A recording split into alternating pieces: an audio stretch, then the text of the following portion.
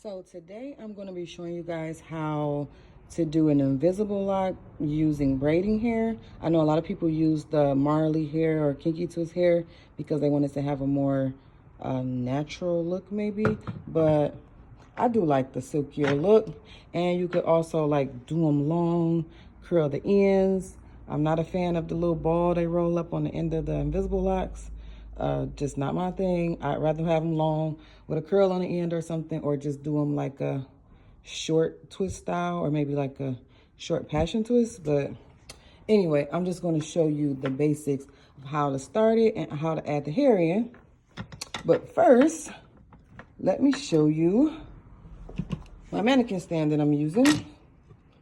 And it's a suction stand. So I know a lot of times the ones you clip on the table are pretty hard to stay. They keep popping off and it's hard to find a surface to put them on. So I have this one, and you just put it down on the stand like that. You take this little switch and you flick it over, and it's suctioned onto the table really good. So don't have to keep worrying about the clip-on one popping off the table. And also, before we get started, I have pulled a few pieces of hair out, and today I am using this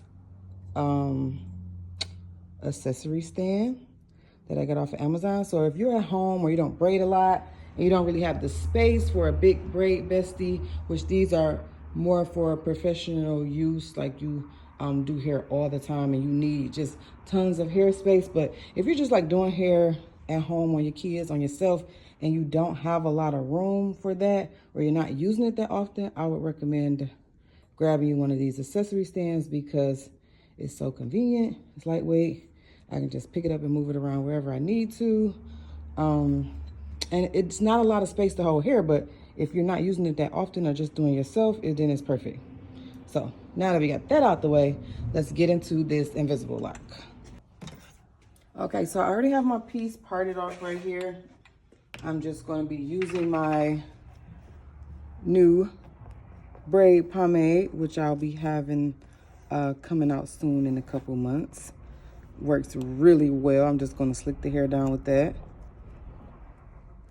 And so once you part your square, you want to just go ahead and split that square right in half, and you can clip it off or not clip it off, whatever. So just start with one side, and I twist that away. So I'm just going to comb it this way. That way I just give it a little turn like that and roll it in there. And then I'm going to clip that off so it can stay while I do the other side. And then I'm going to take this one and do the same thing, and I'm going to roll it the same way. Get that out the way. And I'm going to take my comb and I'm just going to kind of give it a little twirl in there. And then I'm going to tighten that up. So now I have my two pieces twisted and I'm ready to add my hair in. So let me grab my hair, and I have Expressions pre-stretched right here. That's pretty much the hair I always use.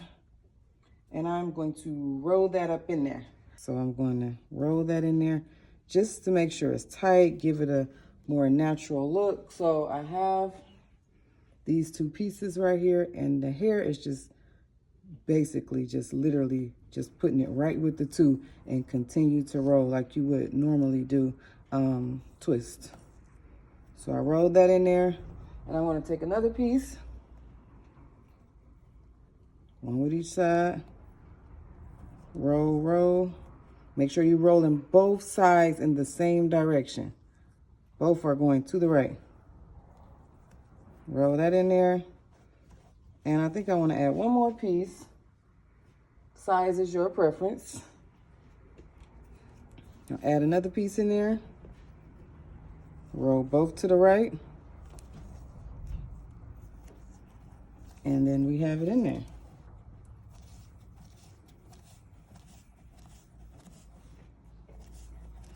Okay, I twisted it all the way down to the end.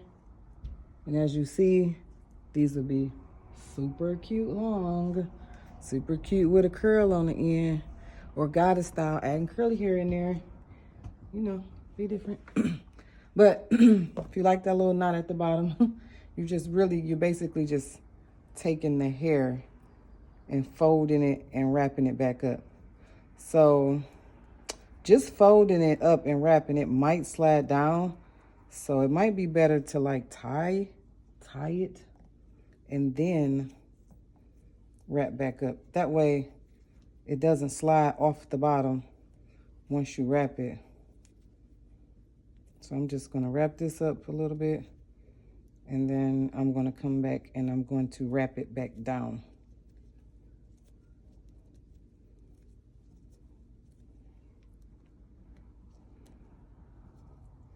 And I'm going to take a rubber band and secure it.